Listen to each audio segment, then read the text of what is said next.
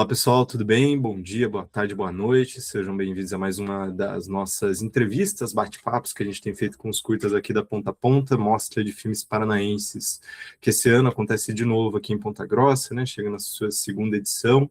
A gente tem feito sempre essas conversas com todas as equipes dos filmes que vão ser exibidos no Cine PG aqui em Ponta Grossa. Hoje a gente está aqui com a equipe do filme, com a equipe não, né? Com o diretor de O Caçador, filme curitibano, que vai estar sendo exibido na mostra esse ano, e também, claro, com o Gabriel Chemin, além de co-diretor geral e artístico junto comigo, Gabriel Borges, também um dos curadores da mostra. Lucas, acho que para a gente começar, acho que seria muito bacana te ouvir um pouco do nascimento do filme. A gente tem começado sempre a partir daí, de onde é que vem essa verve, assim, né? A gente gosta muito de pensar os filmes a partir dos desejos, né? E de onde que parte o desejo, afinal de contas, de fazer o Caçador. O Caçador, ele nasceu acho que em 2021, ainda ali na pandemia, foi quando eu escrevi o primeiro tratamento, assim, era um filme mais dramático, assim, e em parte eu sinto que o universo de fazer esse filme, de trabalhar esse universo do campo, assim, vem um pouco das memórias que eu tenho no sítio do meu avô, assim. E aí eu tenho algumas lembranças, assim, de como os animais eram tratados, né, nesse sentido, assim. E, enfim, era um tratamento muito brutal, assim, mas que eu sinto que ele refletia a forma como as pessoas se tratavam ali. Então, e aí eu escrevi esse primeiro roteiro, que não passou, e aí uns anos depois, 2022, na verdade, o Hugo Mejia me escreveu, perguntou se eu tinha algum projeto para mandar para o mecenato, e daí eu fiz um novo tratamento que já está mais próximo do que o filme virou, assim. Mas aí no sentido estético, acho que eu quis fazer esse filme que vai trabalhar com a ideia do cinema transcendental. Obviamente, ele não vai se apropriar, não vai copiar ali o que é colocado pelo Paul Schrader. Eu tentei articular essas ideias de uma forma própria, assim. Mas isso começou de uma aula do Pedro Faisal na FAP, né, na Unespar, que ele deu uma aula sobre estilo transcendental, uma aula baseada no livro do Paul Schrader, né, que é um livro que ele escreve ali na década de 70, que vai analisar, né, vai propor essa ideia de um estilo transcendental. Então, como que o cinema iria articular, abordar essa ideia de transcendentalidade a partir da forma, né? Então, não são filmes que vão trabalhar com transcendental necessariamente ali no conteúdo, mas através de operações de contenção. Então, ele deu essa aula e, a princípio, assim, eu nem fiquei tão interessado, mas aquilo me deu uma pulga atrás da orelha, e eu fui atrás de ver os filmes, assim, comecei a gostar muito, quando eu já estava apaixonado, assim. E aí acabou que esse projeto, até ele ser aprovado e captar e montar a equipe, eu já estava ali no momento de TCC, então eu usei isso para a oportunidade, a janela ali para justamente fazer a pesquisa teórica em cima do estilo transcendental e usar o filme meio como campo de experimentação, de prova ali para aqueles conceitos que eu estava pensando. Então, acho que veio desses dois lugares, lugar de memória. Não é algo tão direto, assim, nada que acontece no filme é realmente uma memória que eu vivi ali, mas é muito dessa relação entre homem e bicho que está presente no filme, e essa parte estética que vem de um amor por esse cinema e por uma vontade de fazer esse tipo de filme. Eu queria saber de você, Lucas, justamente sobre essa figura do cachorro preto, assim. O estilo transcendental tem a quebra, né, depois do estabelecimento do mundo comum ali, do cotidiano, e tem essa quebra. Essa quebra no teu filme seria a fala do cachorro, como que surgiu essa figura quase oracular, assim, desse cachorro, que ele deixa de ser só simbólico e se torna algo muito mais, assim. Queria que você elaborasse um pouco sobre isso. Só falar sobre o cachorro, assim, sobre esse lugar, como surgiu essa voz do cachorro, sabe? Porque eu tenho algo que eu acho muito interessante no filme, que não é o cachorro falando, não é uma voz diegética, né? É um elemento de linguagem, né? Uhum. De cinema, assim. Então, isso eu acho que me chama muita atenção, assim, porque Tá. você tira de um lugar diegético, o cachorro falou com ele, e sim, tipo, o cachorro falou com ele através de uma linguagem de cinema não diegética, sabe? Tá. Tá, no sentido de linguagem, quando eu escrevi o roteiro, eu tinha uma certa dúvida se eu colocaria esse cachorro falando através de uma dublagem, né? Ou se eu colocaria realmente na tela como legenda. E até foi uma questão que foi debatida assim na montagem, porque até naquele momento eu ainda não tinha certeza completa assim se a gente iria colocar uma voz ali realmente.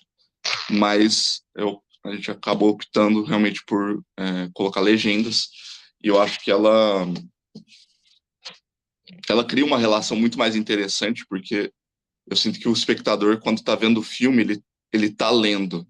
E de alguma forma, eu pelo menos quando leio, tem uma voz na minha cabeça rolando. E eu acho que isso acaba funcionando como dá um efeito muito interessante, assim, porque de certa forma é o que o personagem está vivendo, né? Tem uma voz na cabeça.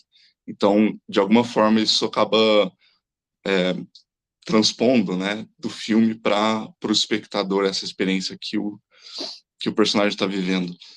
E no sentido desse cachorro preto, né? Tem um livro que chama Black Dog, que na verdade, uma HQ muito interessante, assim, que me ajudou a pensar como tentar mostrar esse cachorro. Mas também o livro do Pedro Faz Sol, Representação do Milagre no Cinema, onde ele defende a ideia de você não, às vezes, usar o próprio quadro para criar uma separação entre aquilo que é profano e aquilo que é sagrado. Isso está presente no filme em determinados momentos de forma muito deliberada, assim. Então, a ideia era realmente, na cena específica dali de onde o cachorro fala, tentar criar uma experiência mais mística, assim. Acho que como montador sou meio suspeito de falar dessa cena em específica, mas lembro muito das conversas que a gente teve para chegar até ela, assim, né? Até esse desenho, até o desenho tanto da legenda como dos tempos, né? Entre o plano e o contracampo do que ele estava discutindo ali, né? E daí, queria te ouvir um pouco mais sobre isso, né? Sobre essa escolha que, no fim das contas, também está tentando criar uma experiência transcendental, porque ela não pode ser materializada a partir dessa linguagem humana na voz, assim, né? E, e aí, queria te ouvir um pouco mais onde que está a voz de Deus nesse filme, assim, né? E como figurar a voz de Deus a partir desse grande embate e do grande problema da representação do sagrado, no fim das contas, né? Como que você representa algo tão transcendental, se não ao ponto de não banalizar aquilo, né? E daí acho que queria te ouvir um pouco mais sobre isso. Uhum. Eu acho que isso está no filme como um todo, assim. Desde o princípio, quando eu comecei a decupar, eu tentei ser o mais sucinto possível, assim. Eu não queria que o filme se excedesse em nenhum ponto. Então, e lógico, é uma escolha radical, assim, que às vezes, quando chega na montagem, tem um certo custo, mas a gente tem que abraçar. Mas quando eu sentia que eu podia resolver uma cena com um único plano, eu decidi que eu faria assim. E não sei, tem algo, vamos colocar assim, meio monástico, assim, uma redução absoluta de tudo. E que é isso, lá no final você também, nossa, será que eu fui longe demais com isso? Isso vai afastar o espectador, assim, as pessoas não vão sentir o que eu gostaria que elas sentissem, mas em geral eu acho que foi um experimento bem sucedido, assim, acho que ele ainda tem uma conexão emocional dentro dessa contenção toda. E eu acho que na cena específica da voz de Deus, é isso, a gente acabou reduzindo mais ainda do que eu já tinha reduzido, porque tiveram planos ali que a gente não usou, e é um momento de ruptura também dentro do filme, porque em geral a gente filma essas cenas de diálogo às vezes num único plano, e aqui realmente tem essa quebra bem notável, assim, de ritmo mesmo, que eu acho que ela ajuda a construir, e eu acho que era importante ter isso, o momento também que o personagem, ele é filmado de costas e ele entra nesse breu, e a gente fica com essa tela preta e depois ele surge, né? Eu acho que também tá ali para construir uma ruptura, porque realmente a gente vai entrar em um outro lugar ali. É lógico que a gente tem 13 minutos de filme para construir esse momento que estão construindo, né, a partir dessas operações de contenção, né, para chegar nesse momento, mas ali realmente tinha algo que havia essa necessidade assim de evidenciar que a gente estava entrando em um outro lugar ali. E da mesma forma a gente sai desse lugar de uma forma bem abrupta, assim, né? A gente sai desse escuro e vai para uma cena muito clara, onde a gente já entra no meio de uma ação, então é quase como se a gente já estivesse acordando, assim, de alguma forma. Eu coloco acordando, mas não é para dizer que aquilo que acontece é um sonho, assim, acho que é talvez o momento mais verdadeiro, né, do filme. E é isso, e daí realmente usar ali a palavra escrita, que eu acho que vai remeter a toda uma tradição ali religiosa da palavra escrita, do poder da palavra escrita. É evidente que, né, vai ter um limite ali dentro do filme, mas a gente está indo nesse sentido. E o que o cachorro diz também, ele está referenciando ali uma poesia que chama O Cão dos Céus, que aí para quem se interessar pode ler depois, é uma poesia bem longa e tem só os 2 versos que é referenciado ali, mas que acho que pode ser bem interessante para aumentar a experiência do filme depois de ver ele.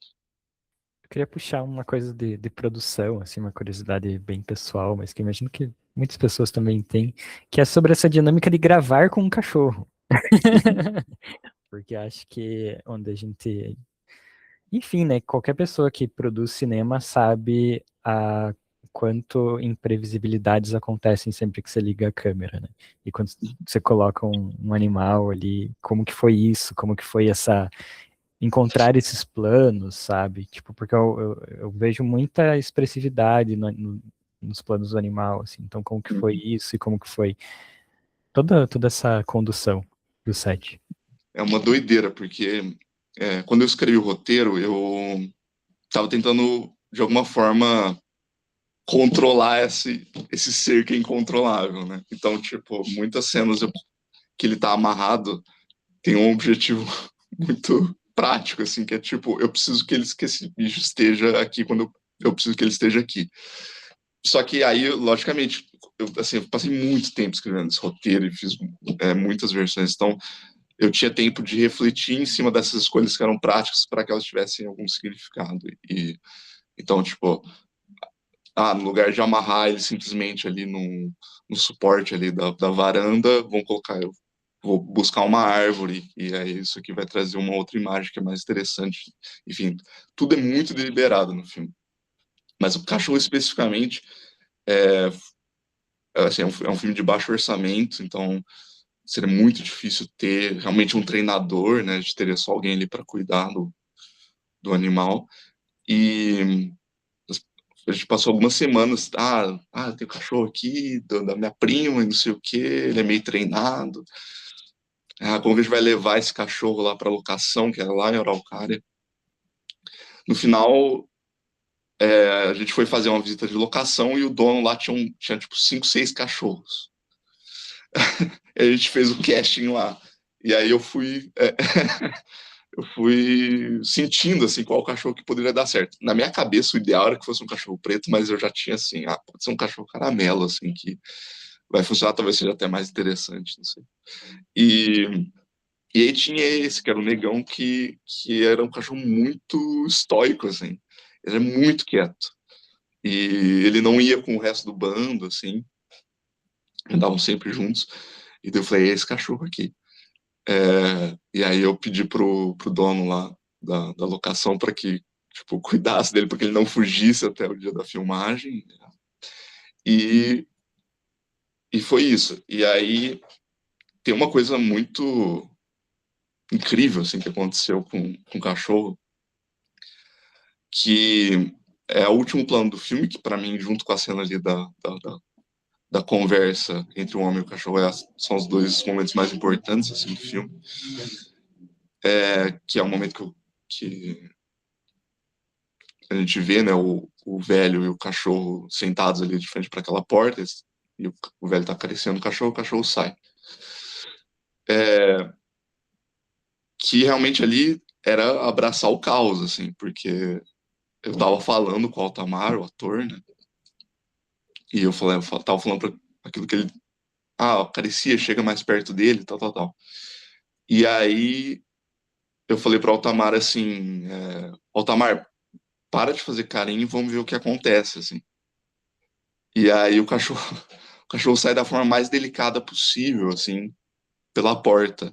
E aquilo lá me emocionou muito, assim, porque eu falei, cara, esse cachorro sabe mais do filme do que eu, assim. Foi quase um momento milagroso. Na verdade, toda vez que ele aparece, assim, tinha um quê de milagre, assim, parecia que ele sabia o que estava acontecendo. Então, falando em místico, né, assim, eu acho que teve algo de místico nesse cachorro. E, enfim, infelizmente ele, um ano depois, é, essa mesmo casa foi usada para fazer um outro filme e o pessoal me contou que ele tinha morrido. Já estava velhinho, assim, acho que ele ficou muito doente. E, mas é isso, agora pelo menos ele tá eternizado, assim, no filme. E aí, para aproveitar que você puxou o assunto sobre a locação, sobre a Araucária, acho que é curioso como recebendo assim, né, as inscrições dos filmes paranaenses, a gente percebeu uma certa recorrência de alguns filmes curitibanos interessados não necessariamente pela paisagem de Curitiba, mas interessada por uma paisagem rural ou por um interior, um outro interior, assim, né? E daí queria te ouvir de onde que vem esse desejo de filmar essa outra paisagem, assim, né? E por que escolher esses locais específicos e esse olhar específico para aquele cotidiano ali?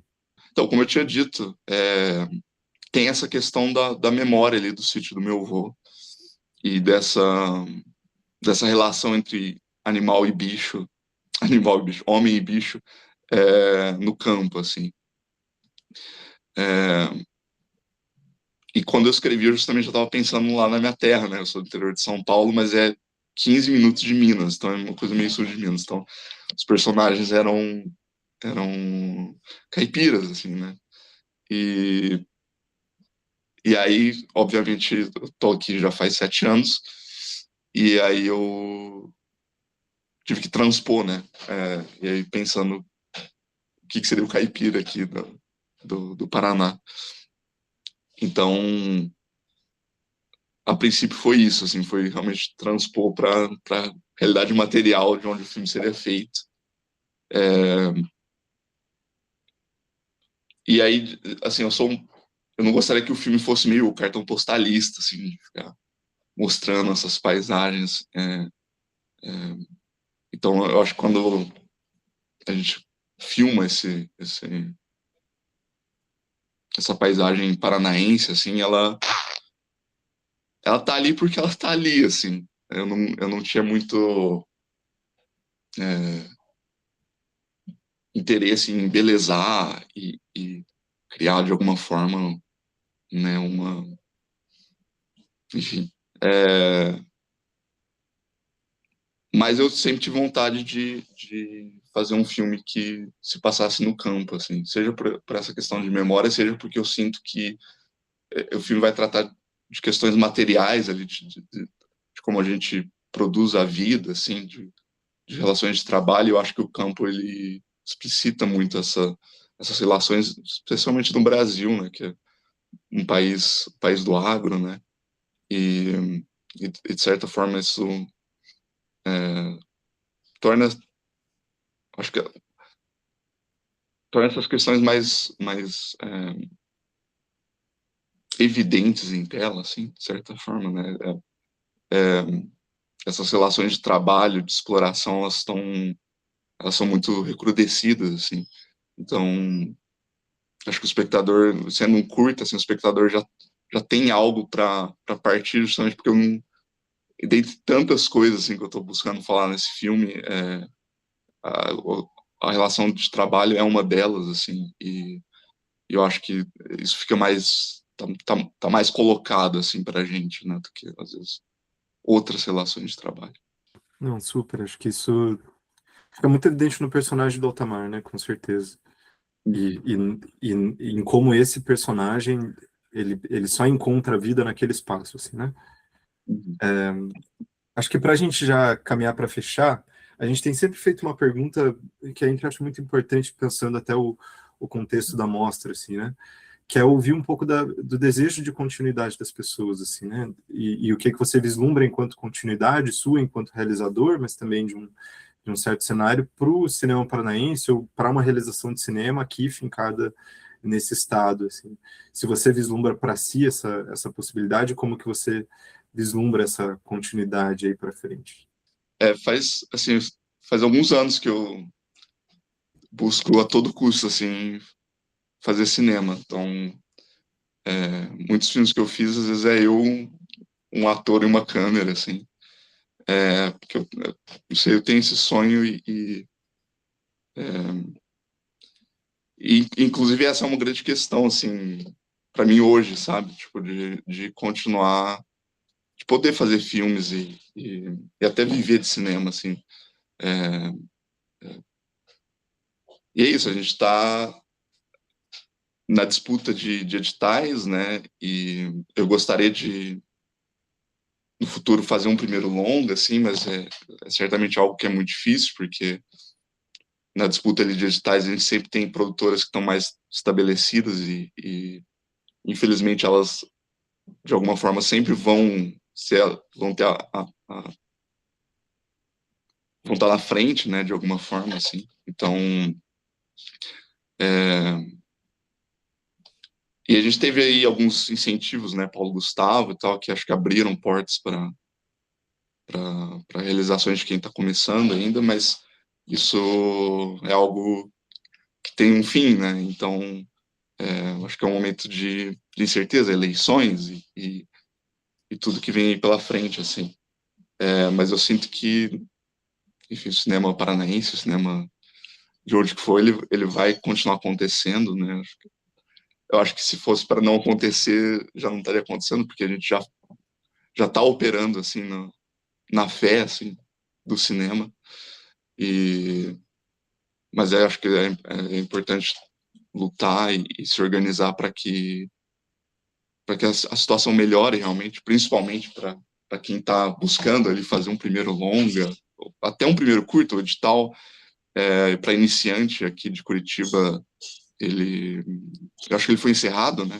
Posso estar errado, assim, mas do que eu tinha visto, não existe mais a modalidade iniciante no mecenato de Curitiba, o que eu acho um absurdo, assim, porque já é tão difícil, então quem quer fazer o seu primeiro curta ali sem uma produtora já estabelecida, como que essa pessoa vai acessar esse recurso? Já era tão difícil e agora está muito mais.